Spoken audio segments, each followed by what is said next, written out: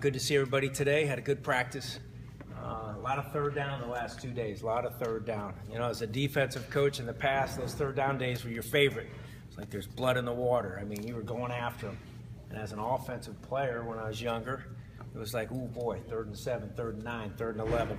So it was a really good practice to get a lot of work in. We did it yesterday. We followed it up today. So I was real pleased with the progress up front, communication, passing things off with some of those sophisticated blitzes Coach Bola likes to dial up. And it was a very good work day for the football team. And with that, any questions? For the most part, the offense is installed. I mean, obviously, you have game prep and there's last couple small things you're fixing up.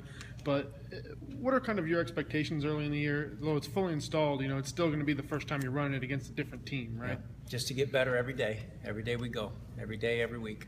You know, try to keep it simple and stay with that plan. And that plan's been good over the years. So try not to get out in front of ourselves. Just stay true to what we are, what we want to be this year, and what we want to be as a team that continues to improve daily, I should say. And that's how we'll look at it.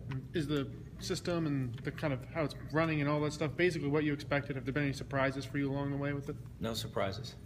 Scott, how would you, I was just, maybe it's the same type of thing, but how would you set your team in terms of playing football, you know, moving on from fundamentals and installation? Well, you really never move on from fundamentals, right. But I think they're doing a good job. You know, we'll find out when we kick it off against Rhode Island. But I've been pleased with the progress, and you know, anxious to take one day at a time, but get there too. You know, as a coach, can't wait to get to that game day too. But you know, I think the whole thing is just going to be focusing and staying true to that message. Yeah. And I know it's it's a little repetitive, but it's the truth. What's left before you transition into an actual game week with scouting and that type of thing? Well, really, we're going to get to Thursday and start hitting Rhode Island extremely hard. We've kind of peaked at some, kicking game, Rhode Island emphasis type situations, but we have not, thrown it at them yet, offense, defense. So when we get to Thursday, we'll start to do that. So over Thursday, Friday, Saturday, 3 good days of heavy Rhode Island work. We're working the exchange with personnel, to scout teams and demo units. And then Sunday we'll go over to the Dome and have a mock-up game and try to hit every situation that's ever come up in college football, including our pregame warm-up, going into the locker room, coming out. So we kind of have a true dress rehearsal on Sunday night. Monday the kids have classes, academics. We'll give them that day just to get situated with school. Tuesday we'll come back and have another Rhode Island practice, but it'll be geared down, fewer reps, freshen them up. Wednesday we'll have really a Thursday type practice is what we call it on Wednesday because it's a Friday night kickoff, and that's when you're doing your final dress rehearsal. Any uniques, anything that would come up over the course of a game that maybe you haven't had a lot of reps at, and you throw it out there so the kids can say, okay, we went through this.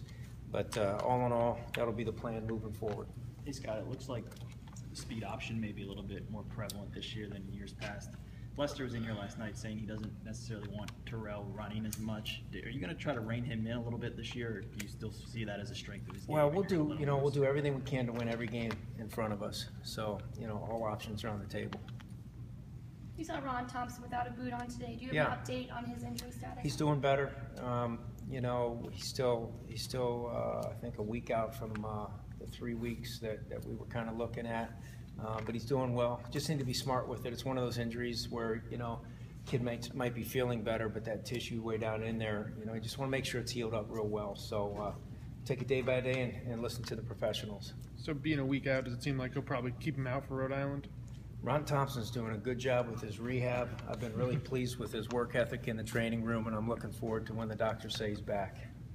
Scott, one of the things I think we questioned last year was some of the decisions on 4th down, 4th and short, and on the other side of the 50 punting. Have you looked at how you'll handle those at all and some of the studies at all in the offseason? Yes, we've looked at everything and anything you can imagine, and then we turned it over again and looked at the other side. And then when we thought we had it right, what we did is we looked at it again, and then we put it on a table and came back after break and looked at every freaking thing we could to make sure that we leave no stones unturned in all the decision making that's moving forward into this season. So I'm excited for it, excited to field a football team with some new talent, some new young talent, and We've looked at everything, scrutinized everything, probably overdid it to some degree. Do you want to be more aggressive in those fourth down situations? I always want, I'm an aggressive person. I always want to be aggressive. You know what I mean? I love being aggressive. I love it. But there comes a point in time where you also have to be smart and know what type of cards you're playing. You know, it's like I tell my kids, you're born. It's kind of like playing in a card game. You're born. You got a deck of cards. You get the cards handed to you, and then you got to play those cards as smart as you can.